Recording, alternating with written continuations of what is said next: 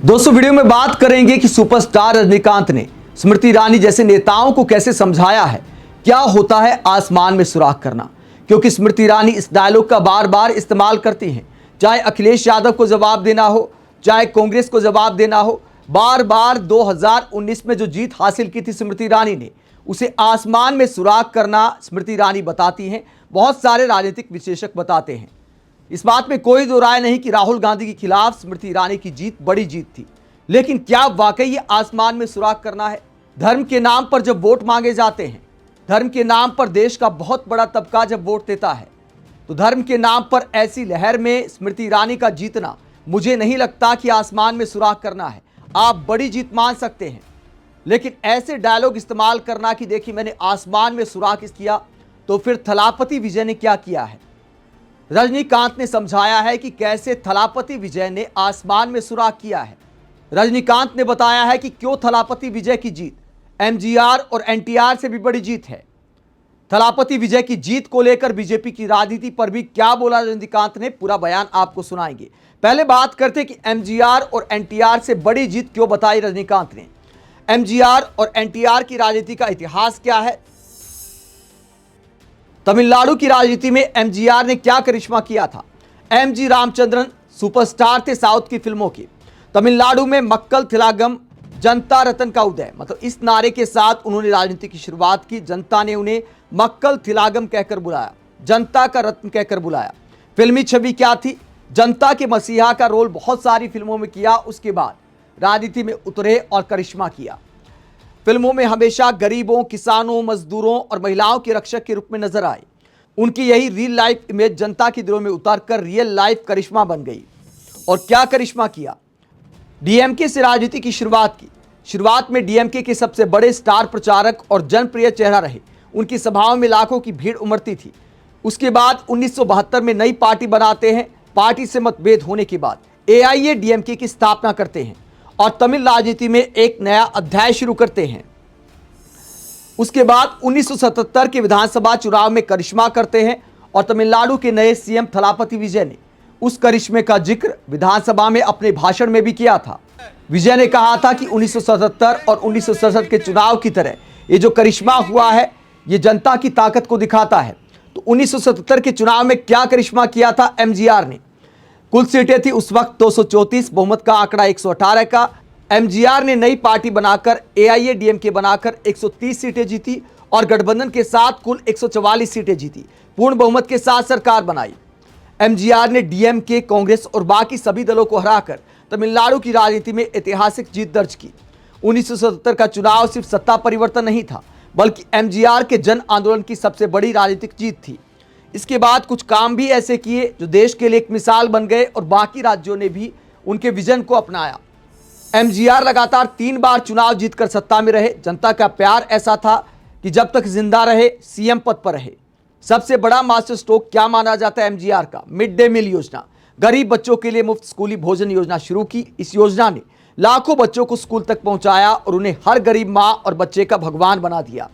तो तमिलनाडु की राजनीति में एमजीआर रियल लाइफ भी हीरो थे और रियल लाइफ में राजनीति में भी हीरो रहे जब तक जिंदा रहे। इसके अलावा एनटीआर ने क्या करिश्मा किया था? एनटीआर की बात करें, एनटी रामाराव की बात करें, तो आंध्र प्रदेश में तेलुगु आत्मगौरव की क्रांति, इस नारे के साथ वो राजनीति में आए। ये नारा दिया।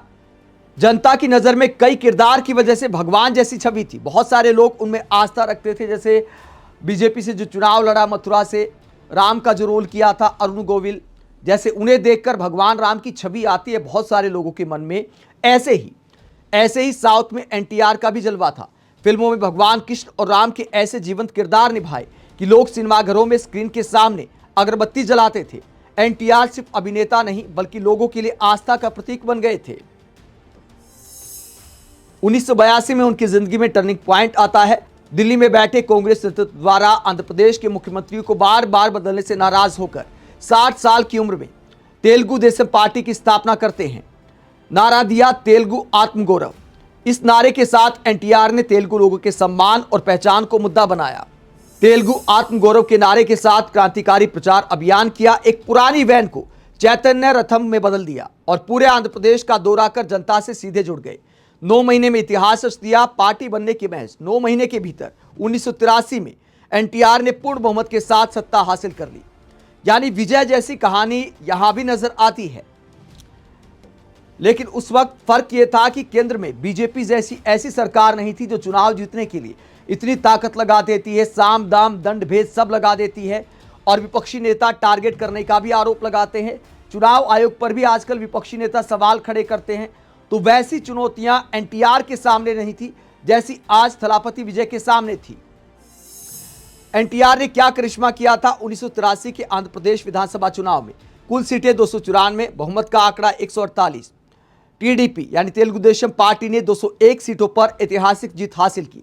सिर्फ 9 महीने पुरानी पार्टी का सत्ता में आना भारतीय राजनीति का सबसे बड़ा चमत्कार माना जाता है। प्रचंड बहुमत के साथ सरकार बनाई एनटीआर ने कांग्रेस समेत सभी बड़े दलों को हराकर आंध्र प्रदेश की राजनीति में भूचाल ला दिया था। तो एमजीआर और एनटीआर के करिश्मे को एक उदाहरण के तौर पर देखा जाता है। लेकिन अब थलापति विजय ने जो तमिलनाडु में जीत हासिल की है, उसके बाद रजनीकांत का बयान सवाल उठाता है कि क्या थलापति विजय का करिश्मा एनटीआर और एमजीआर से भी बड़ा है? क्या बड़ी बात बोली है? और कैसे मैंने शुरुआत में कहा कि आसमान में सुराग के समान क्यों है ये विजय की जीत? रजनीकांत उनकी जीत को लेकर क्या कहते हैं? मीडिया से बातचीत में उन्होंने क्या बयान दिया है? रजनीकांत ने कहा, मैंने पहले ही कहा है, अगर मैं जाकर विजय से खुद की तुलना करूं तो वो मेरे लिए अच्छा नहीं होगा, मेरी बदनामी होगी। और अगर विजय मेरी तुलना करे तो वो उनके लिए अच्छा नहीं होगा। मैं उन्हें बचपन से देखता आ रहा हूं, उनके मुख्यमंत्री बनने पर मुझे कैसे जलन होगी। इतनी कम उम्र में, सिर्फ 52 साल की उम्र में उन्होंने एमजीआर और एनटीआर की उपलब्धियों से भी बड़ी उपलब्धि हासिल की है। यानी विजय की जीत को एमजीआर और एनटीआर से बड़ा बताया है रजनीकांत ने। और क्यों बताया है, आगे उन्होंने लॉजिक दिए हैं। वो कहते हैं, केंद्र में इतनी शक्तिशाली बीजेपी सरकार होने के बावजूद यहां की 2 बड़ी पार्टियों का मुकाबला करके अकेले दम पर जीत हासिल की है, वो भी हमारी सिनेमा इंडस्ट्री से आकर। मुझे इससे कोई जलन नहीं है, बल्कि एक आश्चर्य और खुशी मिली हुई भावना है। मैंने सोचा, वाह क्या शानदार उपलब्धि है, इसीलिए मेरे मन में कोई ईर्ष्या नहीं है। विजय जी से लोगों को बहुत सारी उम्मीदें हैं। हमारी तरफ से भी निश्चित रूप से यही उम्मीद है कि वो लोगों से मिले, उनके लिए अच्छा काम करें और जरूर करेंगे। मुझे ऐसा विश्वास है, उनके लिए मेरी शुभकामनाएं। तो सुपरस्टार रजनीकांत, जैसे बॉलीवुड में अमिताभ बच्चन का कद है, साउथ के सिनेमा में रजनीकांत का कद है। वो विजय की जीत को एनटीआर और एमजीआर से भी बड़ा बताते हैं। साथ ही जो ईर्ष्या वाला सवाल आया वो इसलिए भी हो सकता है क्योंकि रजनीकांत के भी राजनीति में आने की बहुत समय से बातें हो रही हैं। कभी ऐसी खबरें भी आई कि पीएम मोदी संपर्क कर रहे हैं, हो सकता है बीजेपी का चेहरा बन जाए। कई बार ये भी खबरें आई कि हो सकता है अपनी पार्टी बनाए। लेकिन रजनीकांत सोचते रह गए और थलापति विजय ने कर दिखाया। रजनीकांत के जो मन में था, जो वो पूरा नहीं कर पाए, वो काम थलापति विजय ने करके दिखाया है। और अच्छी बात है कि रजनीकांत उनकी जीत को सलाम कर रहे हैं। साथ ही बीजेपी को लेकर जो बोला, शक्तिशाली बीजेपी सरकार, इसके आगे खुलकर शायद रजनीकांत उतना नहीं बोल पाए, लेकिन कई बार एक लाइन और इशारों में ऐसा बयान ही पूरी कहानी बयां कर देता है।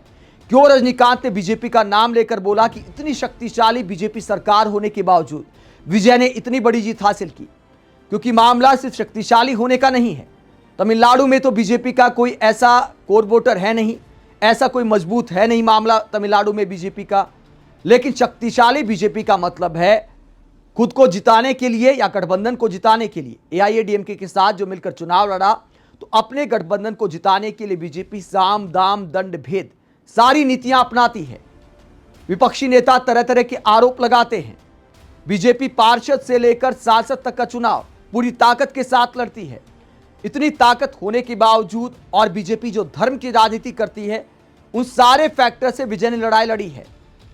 बड़ी तादाद में हिंदुओं ने वोट दिया है। जब बीजेपी खुलकर हिंदुत्व की राजनीति करती है तो विजय ने काम के मुद्दे पर वोट मांगे, धर्मनिरपेक्षता के नाम पर वोट मांगे, खुलकर कहा कि अगर मेरी सरकार आती है तो अल्पसंख्यक सुरक्षित महसूस करेंगे। ऐसा बोलना भी आज के दौर में हिम्मत का काम है। प्यार मोहब्बत की बात करके, काम की बात करके चुनाव जीतना, पहली बार पार्टी बनाना, पहला चुनाव लड़ना और उसके बाद मुख्यमंत्री बनना, इसे कहते हैं आसमान में सुराग करना। सी जोसेफ विजयनुम नान। धर्म की राजनीति की लहर में चुनाव जीतना कोई आसमान में सुराग करना नहीं है, जैसा कि स्मृति ईरानी बार बार जताती हैं। इसीलिए मैंने कहा कि रजनीकांत का यह बयान स्मृति ईरानी जैसे नेताओं को जवाब है कि आसमान में सुराग करना क्या होता है। प्यार मोहब्बत की बातें करके, काम की बातें करके चुनाव जीतना है, आसमान में सुराग करना। जनता की इस धारणा को तोड़ना है, आसमान में सुराग करना कि पहली बार पार्टी चुनाव लड़ रही है, ये क्या जीतेंगे, इनको वोट देने से क्या फायदा है, ये है आसमान में सुराग करना। और ये आसमान में सुराग करके दिखाया है थलापति विजय ने। उम्मीद करते हैं कि आसमान में सुराग करने के बाद जमीन पर भी जैसी शुरुआत की है, आगे भी ऐसे ही काम करते रहेंगे और रियल लाइफ हीरो के साथ साथ रियल लाइफ में भी अपने काम से बड़े हीरो बने रहेंगे थलापति विजय। आप क्या सोचते हैं, कमेंट बॉक्स में अपनी राय जरूर दें, साथ ही चैनल को सब्सक्राइब भी करें। नमस्कार।